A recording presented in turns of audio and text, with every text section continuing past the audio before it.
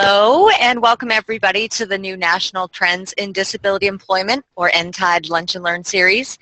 On the first Friday of every month, corresponding with the Bureau of Labor Statistics Jobs Report, we'll be offering this live broadcast via Zoom webinar to share the results of the latest nTIDE findings. In addition, we will provide news and updates from the field on disability employment, as well as host an invited panelist who will discuss current disability-related findings and events.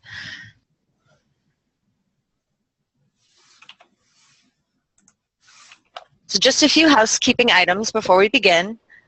This webinar is being recorded. We will post an archive of each of our webinars each month at our website, www.researchondisability.org/nTIDE. This site will also provide copies of the presentations today, the panelist bios, full transcripts, and other valuable resources. As an attendee of this webinar, you are a viewer and no sound is enabled. To ask questions of the panelists, simply click on the Q&A box on your webinar screen and type your questions into the box. Panelists will review these questions during the assigned question and answer periods. Hello everybody, this is Andrew Haltenveld from the University of New Hampshire. Sorry we're a moment late. I got stuck in traffic. Welcome to the nTIDE Lunch and Learn. The nTIDE Lunch and Learn is a monthly webcast. We do it at noontime, and it follows the release of the nTIDE report, which we release typically around 10 o'clock in the morning on the Jobs Friday. It's a joint effort of the University of New Hampshire Institute on Disability, Kessler Foundation, and the American Association for University Centers on Disability, AUCD. It's a part of the Rehabilitation Research and Training Center on Employment Policy and Measurement, and it is, I'm going to switch cameras, it is funded by NTIDE. And page down. Oops. Hold on, John. I'm holding. Does it look weird to you? It's a little smaller. Yeah. Huh. Let me exit full screen. There you go. Is that better? That's better. And I hit go back slides. Oh, Dennis took back over. Dennis is taking control. Thank you, Dennis.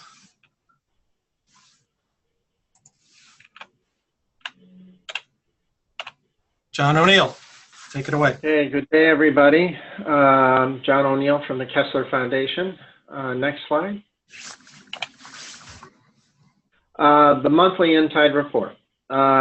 It is a report which is essentially a press release and an infographic looking at the latest employment statistics.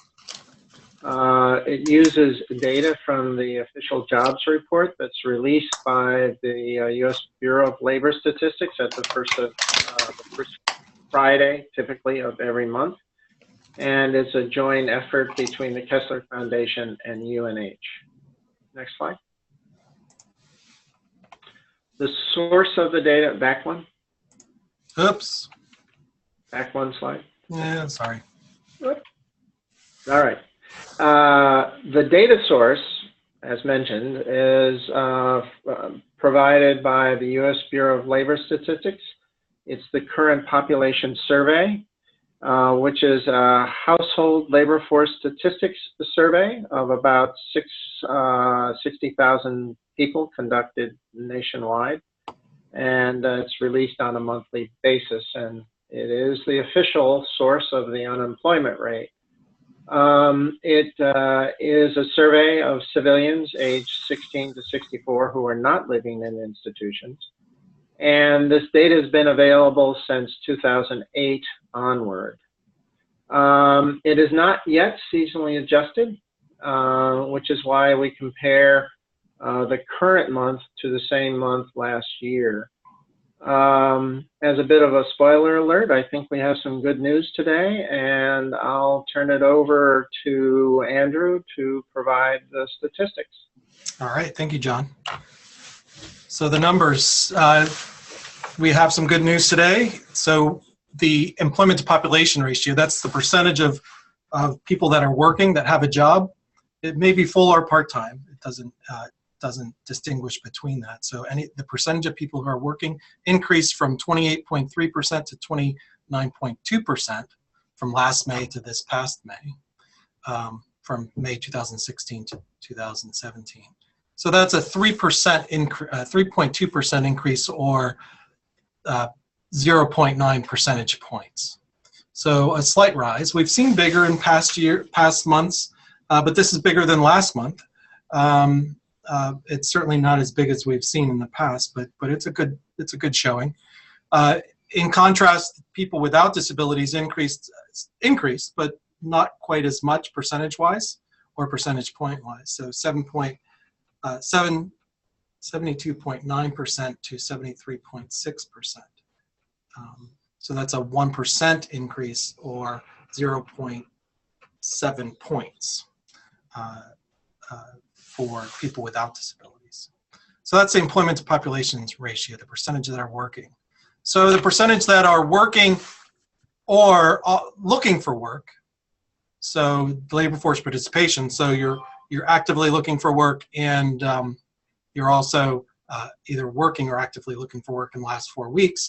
That increased from 31.6% to 32.6% for people with disabilities, so up about 3.2%, or 1 point. It went up slightly for people without disabilities, from 76.3% to 76.6%, for less than a half a percentage increase. So again, as we saw with the employment to population ratio, people with disabilities outpaced people without disabilities, right? So this is good news. Last month we had a little bit of a mix where the labor force participation rate didn't go up as much, but the employment to population ratio went up last month. So this is good news to start off the summer. Let's take a look at how it pans out for the last, since 2008, when the data started being collected. So right now, for people, if we look at the upper blue line, it goes from back in 2008, and again, this is October 2008, so there's a bit of seasonality that we're kind of playing with here that may underlie some of these things. But it was at 73.8%, and we see that it's now back to 73.6%. So the seasonally unadjusted number, we're almost back to where we were just after the Great Recession. Of course, my expectation would be that there was a bigger decline, a bigger jobs decline before this series started. For people without disabilities, we see over the last year, it went from 28.3% to 29.2%. So there's a rise, and this is looking good. You know, this is. Let me go to the next slide and snap in the lines for you. These are the lines that I showed last month. And so you see the rise for people without disabilities. You see the decline for people with disabilities declining pretty much till 2011, flattening out, a dip in between 2013 and 14, then a rise. And last month we were talking about kind of a table. Have we reached a new table? Well, this month, and I've blocked out, I don't know if you can tell, but I blocked out this month's. And this is what this month's looks like. So we add in this month, and oh, that's actually starting to look pretty good, right? Of course, these are all, we have to, this is all eyeball. You know, we're doing visual inspection of the data time series, and we are in the process over the summer of using time series econometrics to analyze these more and do the seasonal adjustment. But let's just go ahead and snap a polynomial on top of this. It really does look nice. This down period between 2000 and late 2013, you know, this looks like an aberration. You know, are we flat? Is this a new flat period? Are we showing signs? I'm a lot more hopeful this month than I was last month that we're seeing a turnaround.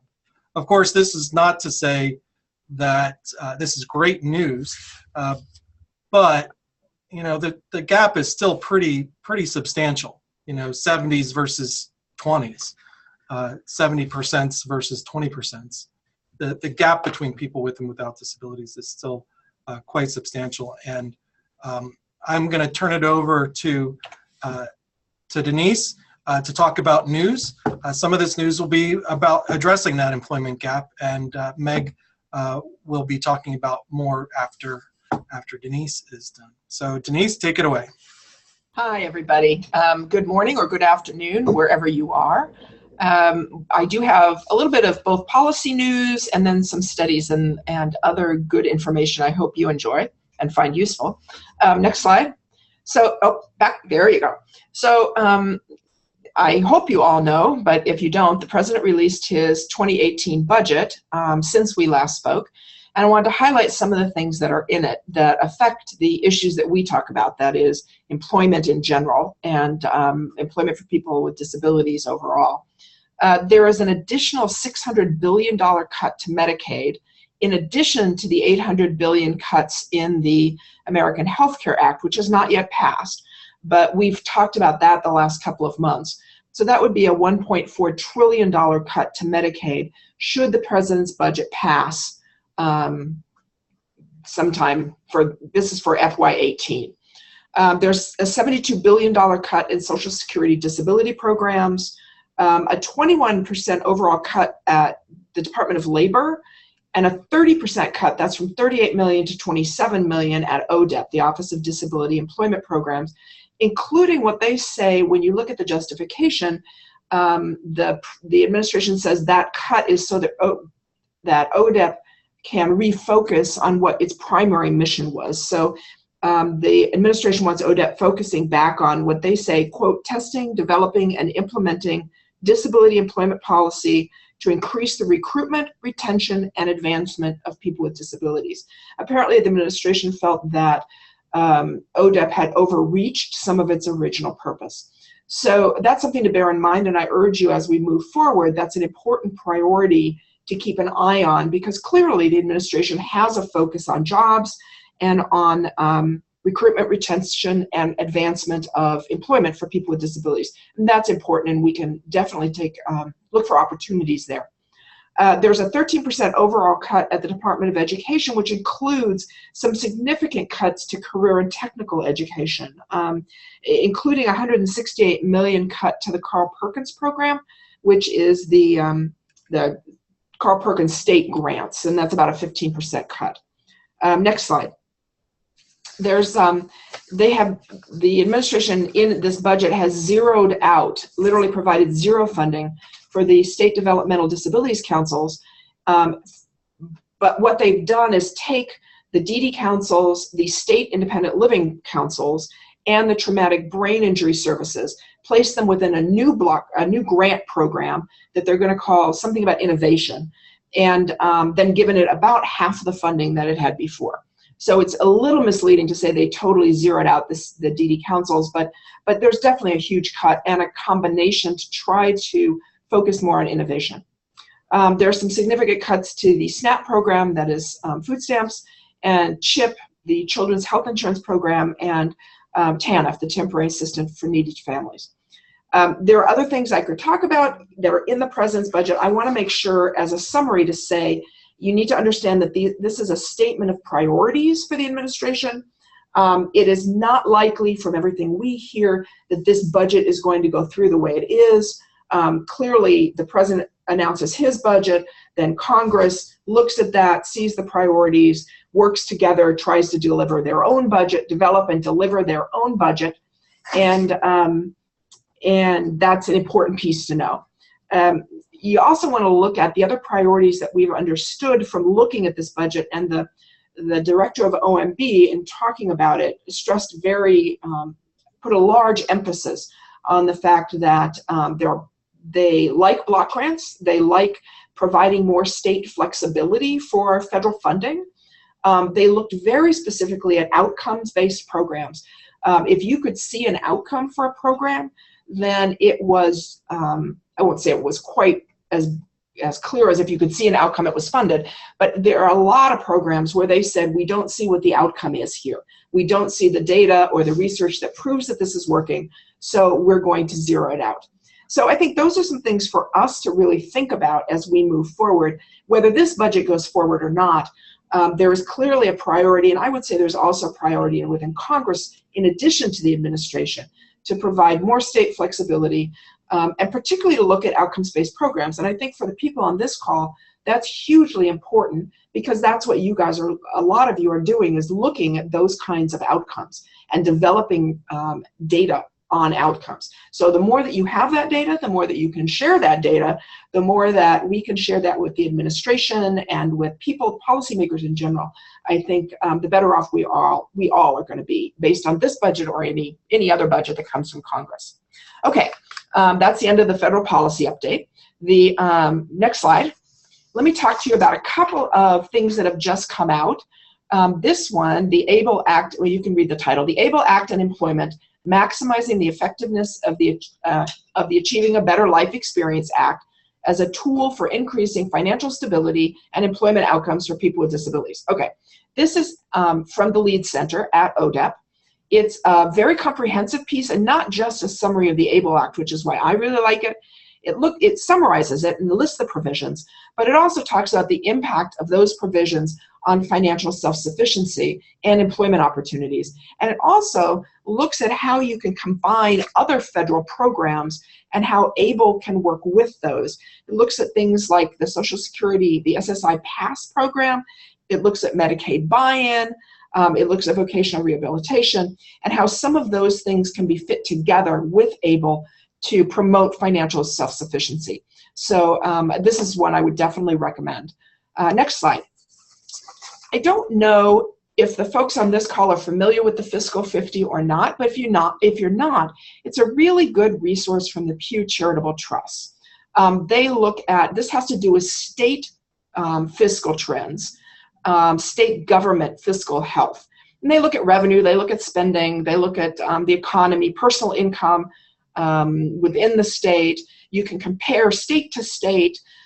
They do some really good look at long-term costs, fiscal policy, the reserves, where's the rainy day fund if they have one, is tax revenue meeting the estimates that they had under their state budget, are there changes in state spending. They do a really good job at looking at state Medicaid spending, which again, as we've discussed before, Medicaid spending has a big influence on employment because certain employment services are covered under Medicaid. So this is another one if you haven't seen it before. The link is there, and you can look at the Pew Charitable Trust. If you don't have that, you can Google Pew Charitable Trust Fiscal 50. It's a really good resource to have in your back pocket. Next one. Next slide. And as we're talking about financial behavior, that's kind of the theme this month, the National Disability Institute just came out with a new study, an update of their 2015 study. So this is their 2017, looking at the findings from the 2015 FDIC National Survey of unbanked and underbanked households. And I think we don't often, I'm not sure we look at this a lot, but I think it's really indicative of how folks with disabilities are doing economically, to look at their banking and who has what, how they're using it. Only 40% of households with a disability save for unexpected expenses, compared with 61% of other households. Now we know that part of that reason is because if you save too much, it's going to mess up your Medicaid. So ABLE fits right into this whole conversation that we're having. As I said, these all kind of fit together this time. And they're more likely to be saving with friends and family rather than a savings account. Again, I think we can track that back to Medicaid as well. If you're caught holding too much money, it messes up your Medicaid. Next slide. Credit, the same thing. Next slide. This one I thought was interesting too, and we know there's a digital divide, but here's the data. Half of households with a disability, only half of households with a disability have internet access at home or a smartphone. 3/4 of households without disability have that. And even those with disabilities who have technology aren't as likely to use it for internet or mobile banking. Again, it's another place where you can look at finances and say, this is not the same, and I think it holds people back economically. So it's another piece. It's a good study. It's brand new, and I suggest you look at that one too. And lastly, next slide. Lastly, I was asked to announce, and this looks like a really good webinar, the State of the Science Seminar. It's by the Rural Institute for Inclusive Communities. Comes up Thursday the 22nd, June 22nd, 10 to 11:30. It's free. Here's the link for it. You have to register, even though it's free. So I suggest you look at that one too. Okay, next slide. I am, as you all know, or I hope are familiar, every month we do an interview with an individual with a disability about employment. So this month, Sarah Luderman is our interviewee. I'm going to quickly switch seats with her. She's going to take my chair, and we're going to talk. So Sarah, so let me introduce Sarah first. Sarah is a communications specialist here at AUCD. She is the founder and editor of NOS Magazine, a publication by and for people with developmental and psychiatric and intellectual disabilities. She's a 2016 Advocates in Disability awardee from the HSC Foundation and Mitsubishi Electric. And she is, you can see, former board member and organizer of the Association for Autistic Communities. She is autistic and partially blind. So welcome, Sarah. Good job. Hi. Hi. So Sarah, why don't you tell us a little bit about your disability? So I'm autistic and partially blind. The partial blindness is from congenital toxoplasmosis infection and was identified when I was 2, when my parents noticed that my eyes weren't pointing in the same direction and that I wasn't really making eye contact. But I wasn't diagnosed as autistic until I was in my early 20s. I spent most of my life misdiagnosed with a slew of psychiatric disorders, including obsessive compulsive disorder and panic disorder. This is actually really common for a lot of young autistic women. When I was a kid, the common consensus was that girls didn't have Asperger's. So most of my friends, or many of my friends who are women and in my age group and autistic had similar misdiagnoses and unrelated vision problems that obscured diagnosis. So, so Sarah, tell us a little bit about your job history and how your disability has had an impact on that. So my autism diagnosis was prompted by me essentially belly flopping the transition from school to work. I went straight from my undergraduate into a graduate degree, so it happened pretty late. Around the same time, my mom was reading John Elder Robison's Look Me in the Eye, a memoir by a man who also was diagnosed as an adult, with her book club, and she recognized a lot of similarities between Robison and me and took me to get evaluated. So entering, or at least trying to enter the workforce, was a point in my life when I was no longer able to just muddle through without accommodation or support. So I went to Johns Hopkins for my undergraduate and got a graduate degree in writing at University of Maryland. I have some research background. For a while, I wanted to go to medical school, and I helped do neurology research at the Hydrocephalus Center at Johns Hopkins Bayview. It took me an extremely long time, almost a year, to get a job after I finished school. I had excellent grades and a great alma mater, so I looked good, at least on paper, but after the in-person interview, I almost never got an offer. I had probably over a dozen interviews that never went anywhere. I didn't tell the first 2 places I worked that I was autistic, and I didn't ask for accommodations right away because I was afraid of being seen as less capable and competent. I actually got fired from my first full-time job at a medical journal after 2 weeks because I was a bad cultural fit, which probably means I said or did something socially unacceptable or inappropriate, but they didn't want to tell me what I did. So then this gets a little bit depressing. I tried to kill myself after I was fired. Suicide is one of the biggest killers of autistic adults without intellectual disability. And I really felt like a failure. And I feel like employment has a big impact in relation to the high rates of suicide in autistic adults like me. So a few months later, I got another job at a big science nonprofit editing press releases on new research. Half the day was editing hundreds of press releases to fit our style guide, and the other half was answering inquiries from reporters and information officers from various journals and universities. The editing was actually a really great fit. Really clear directions, really clear guidelines. It was pretty repetitive, but in a way that really played to my autistic skills and strengths. I would have happily just done that all day. The phone aspect was a little bit more difficult. I once got accused by a caller of being an automated robocall and not a person because she thought I sounded too scripted. I didn't tell this employer about being autistic because I thought I didn't have to. I was doing fine.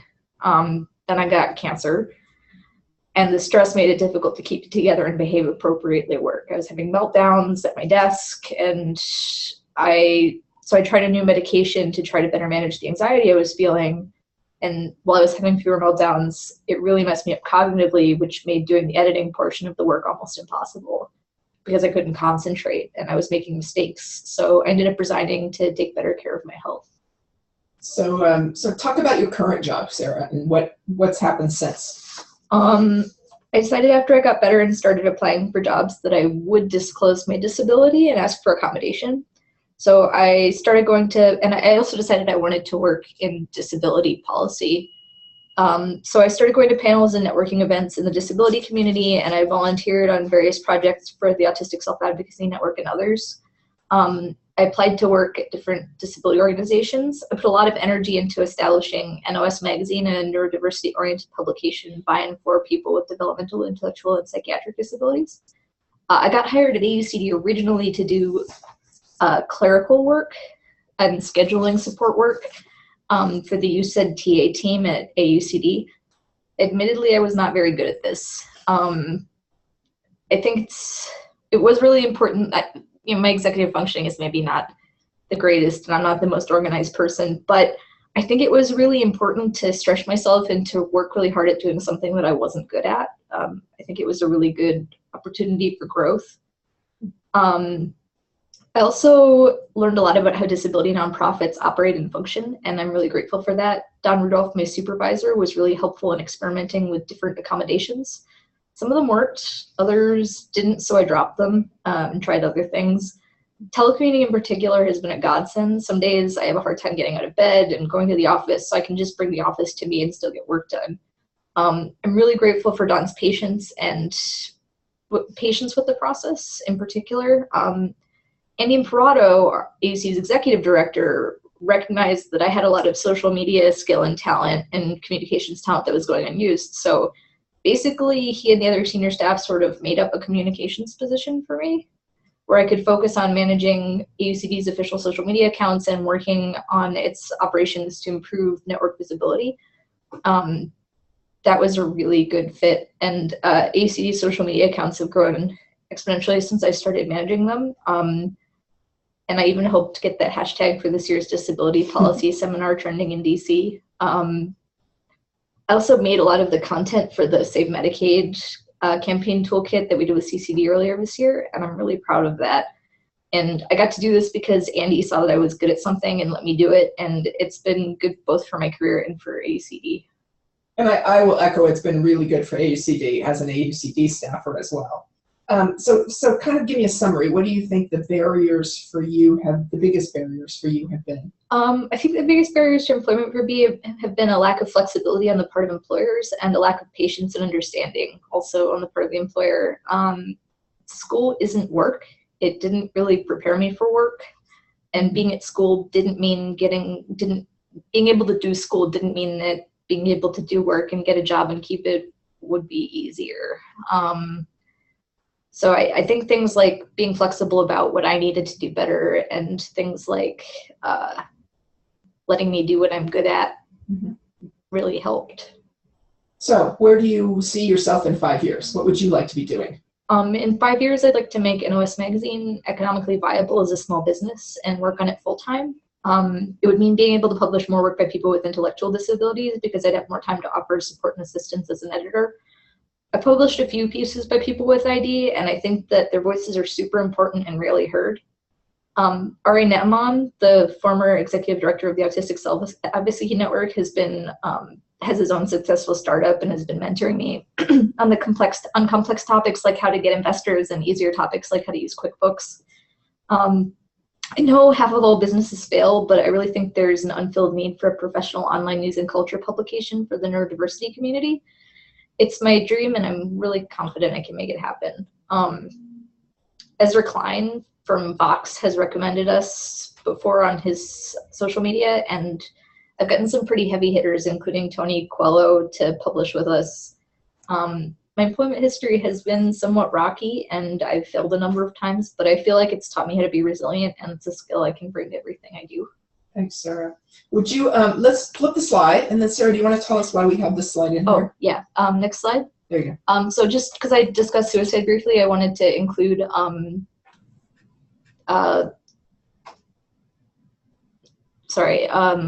numbers for the National Suicide Prevention Hotline and Crisis Text Hotline in case anybody's not feeling great and needs help. Thank you. Thanks, Sarah. Let me switch back, and I will give this back to Andrew now. Okay, great. Thank you both. That was a very nice talk. Always great to hear from people who have worked through and succeeded at overcoming barriers and continue to work on various barriers. I would imagine starting your own business is something that I don't know if I could do. Maybe it's something for the young. But anyway, let me introduce our guest speaker in part 3 of the webcast. So Meg O'Connell from Workplace Initiatives, Global Diversity Inclusion. Meg has over 20 years of experience in diversity and inclusion with expertise related to disability. So working with organizations to increase effectiveness of their programs, of their policies, and increase the engagement of people with disabilities within companies. And Meg is actually cited in today's nTIDE report, and we're pleased to have her also present at the webcast. So I will turn it over to you, Meg. All you need to do is to tell me to go to the next slide, and I will endeavor to do so. Great. Thanks, Andrew. I appreciate it. Good morning, afternoon to everybody. Just wanted to add in my role with Global Disability Inclusion. I serve as the Vice President to the Poses Family Foundation. So they are my primary client, and the Workplace Initiative is a program from the Poses Family Foundation. So we have created the first of its kind do-it-yourself guide. And so I'm just going to walk you through this. There's a great website, www.workplaceinitiative.org, that you can get all of the details of the DIY guide. You can download it by section or in its entirety, or just peruse it on the web. Just launched May 15th, so it's brand new. Would love to have you guys take a look at it. Andrew, you can go ahead and move forward a slide. One more. So just thought we'd start with a couple of objectives, give you guys some background on how and why the guide was created, talk to you about how to use the guide and its content, and then we'll talk about some basic tenets of successful disability inclusion programs. Next slide. One more. So just wanted to give you a little bit more background on the Workplace Initiative. As I said, it's a program within the Poses Family Foundation, and we work across the board with a collection of national, regional networks, primarily nonprofits, businesses, government agencies, workforce development system, and our sole goal is to really look at how we can remove barriers for creating successful employment for people with disabilities. Next slide. So just to give you a little bit of background on the guide, it sort of happened organically. So we had been doing a project with Procter & Gamble, and P&G had a couple of locations that were doing disability inclusion programs really well, but they were having a hard time expanding and scaling their work. So they approached the foundation and said, we would love to have a do-it-yourself guide that really helps us expand this throughout our different locations and sites. And so we created something for P&G, was very P&G specific, talked a lot about their cultural components and their specific processes, and they used it and had big success with it. What we didn't anticipate, and this is where I say it sort of happened organically, is that P&G then started sharing the guide with other companies. Companies were hearing from them, you know, we hear you've got this program, how did you do it, how did you get started? And so they started sharing the guide around. Well, it wasn't long after that that we started getting calls at the foundation of people saying, we need a guide. other companies saying, I need a guide here. And after about 8 or 10 of those calls, we said, well, gosh, clearly there's a need here. So we set out to create a generic guide that could be used by any company, regardless of industry, regardless of size, location, because really the tenets of good disability inclusion are the same no matter who you work for or where it is. So we set out, and it was almost a 3-year journey because we wanted to bring in lots of other partners. The Kessler Foundation is a key partner, Ruderman Foundation, May Stanley Smith Charitable Trust, 100% Wine, Autism Speaks, Next for Autism, and I know I'm forgetting somebody, so you'll have to forgive me, but you can see all of our partners on the site. So we really wanted to make it a comprehensive guide that any company could use. And also, we talk a lot about companies because that's who's employing people, right? But there are resources in here for service providers, for nonprofit partners, for government agencies that will also help those organizations understand what companies are looking for and how they talk about disability inclusion and what's important from a business perspective. So next slide.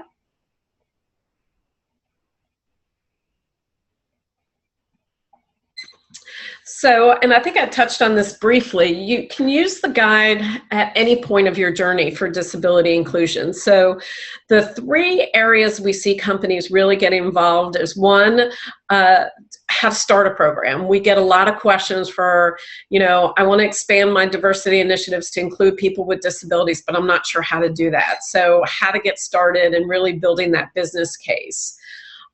Then building your program. So how to get it started, you know, finding the right partners, what are the resources that you need, what do you need to do internally to make sure that you're prepared and set to move forward with the disability inclusion program.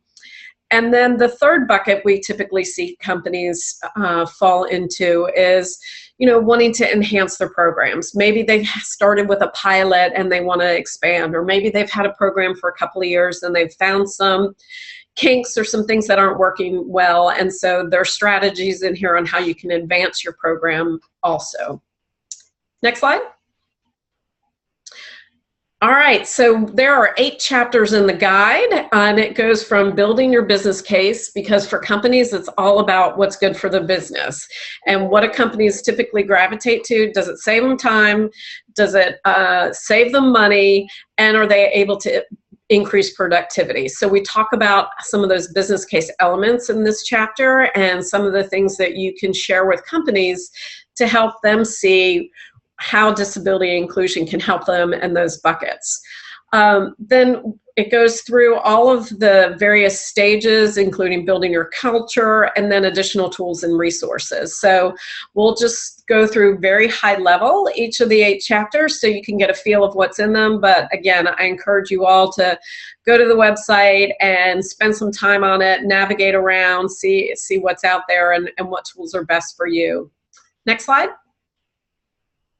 All right, business case. This comes up in my 20 years of doing this, almost every single discussion I have with a company is, why would I do this? What's my return on investment? And I will consider it a success in my career when no one asks me that question anymore, because I always say, do you ask that about women? Do you ask that about people of color, the LGBT community? No, it's only disability. So I'll consider it a feather in my cap if I can help companies not ask that question anymore. But for the time being, we still have to address it. And so we talk a lot about, and if you guys on the phone have probably seen it, if you haven't, you should find it, the Walgreens study on 5 years worth of data of employing people with disabilities, that their performance is on par or better than their non-disabled colleagues. They have 48% greater tenure, so they're staying on the job longer, which means less turnover, and that saves companies money. And so there's lots of data points in the guide that will help you build your business case for whatever company that you're talking to. Next slide. Defining your initiative. So this is where you want to spend time really thinking about what your program should look like. And we see three primary categories that companies fall into. The first is a grassroots initiative, and this is where we see an individual or a facility really focusing on it's not an official company-sponsored piece, but maybe they have connections in the community and they're starting a program. Many big initiatives that you hear about today, Lowe's, Walgreens, Toys R Us, Procter & Gamble, all of these big companies that have now gone larger in scale started with grassroots initiatives because they had 1 or 2, 3 people that were really committed to making it happen at their locations. Then we also see companies getting involved to say, okay, we want to do this. We don't want it to be so grassroots, but let's do a pilot program where they pick anywhere from 2 to 6 sites, depending on the size of the organization, to really test this and learn different things along the way and begin their hiring initiative. And then usually after the pilot starts a full-scale rollout where they say, all right, we see the benefits, we know it's working, let's go ahead and roll this out as part of our greater diversity initiative. So again, you'll see some examples in here that will help with that. Next slide. The planning process. What is that saying? Proper planning prevents poor performance. So this is that stage where you want to make sure that what you're thinking about for a disability inclusion program fits with the company goals and the existing resources. So when we talk about distribution centers, because we hear a lot about that space, it's about how many boxes you can move. So, how do we get people to move boxes faster, stay on the job longer, all of those things you want to fit into that plan. If you're going to hire 300 people next year, how many people with disabilities can you start targeting to ensure that you have you set a goal and you can achieve it. You'll want to make sure that you get buy-in from the appropriate people and really have on-site champions that can help, because as with any new program, there'll be lots of questions and there will be naysayers. So you want to have people who can address both of those. Next slide. Community partners. I imagine there are a lot of you on the phone, and no good disability inclusion program happens without community partners. You guys are cornerstone to every piece of this and helping companies really understand how to employ people with disabilities and looking at where you can help them, train them on, Disability 101, help them understand role of a job coach, those types of things. So we have a section in here for companies that has a couple of things. Companies don't understand community partners or how they work. So we talk about how companies should think about community partners, what questions to ask, how to work with them, some best practices that we've seen along the way, some checklists when they are thinking about their facility and types of jobs, and then reaching out to the appropriate partners along the way. So lots of resources in here for both sides of the equation. Next slide. All right, chapter 5, building your culture. And this is really about a culture of inclusion and really helping people, your employees, understand that disability is part of diversity and it's not something separate. We know that disability has long been treated as a separate initiative, one that was really focused on nonprofits, charity given, government agencies worried about people with disabilities, and kind of corporate America got a pass. And it wasn't their problem to worry about because there are all these other organizations worrying about it as well. So now that's shifting and we're creating that culture of inclusion that, again, disability is diversity.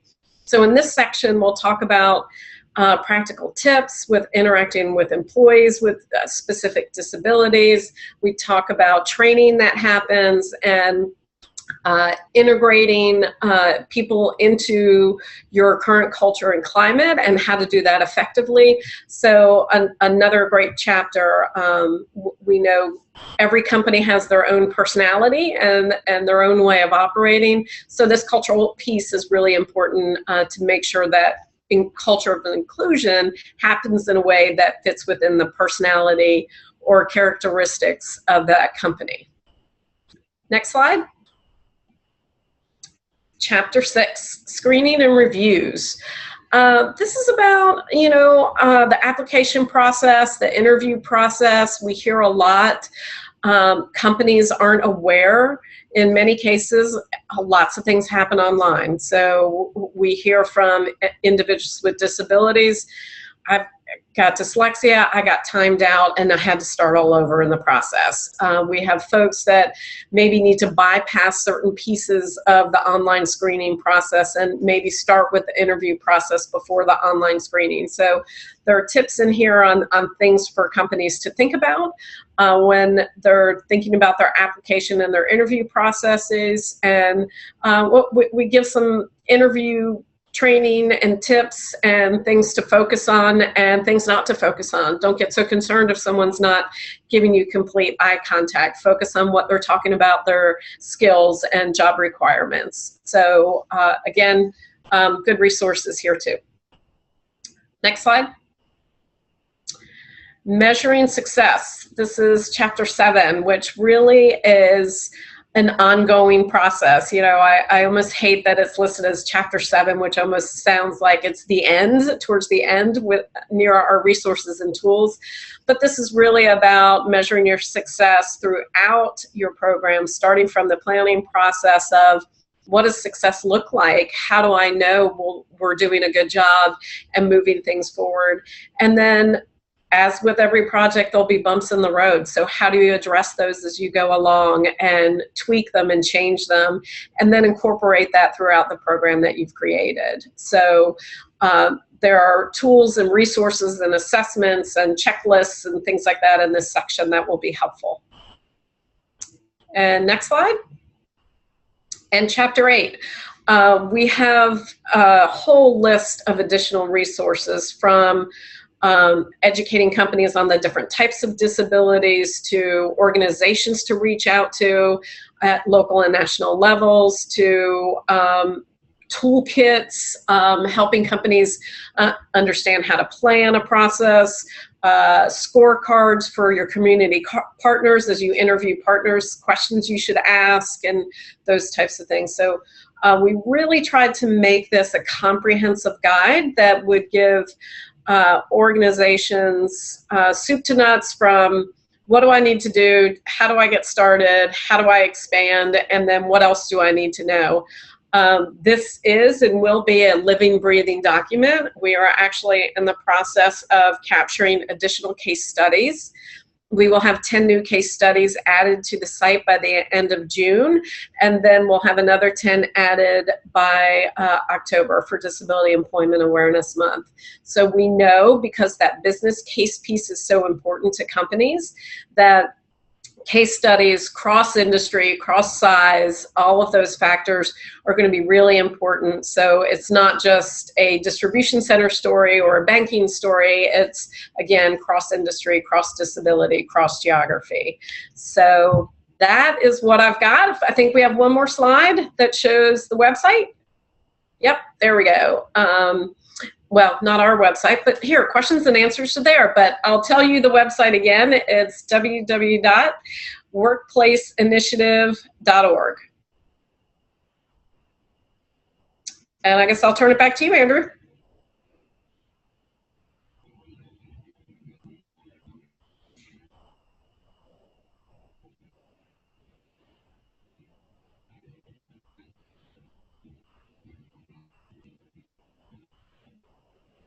Andrew?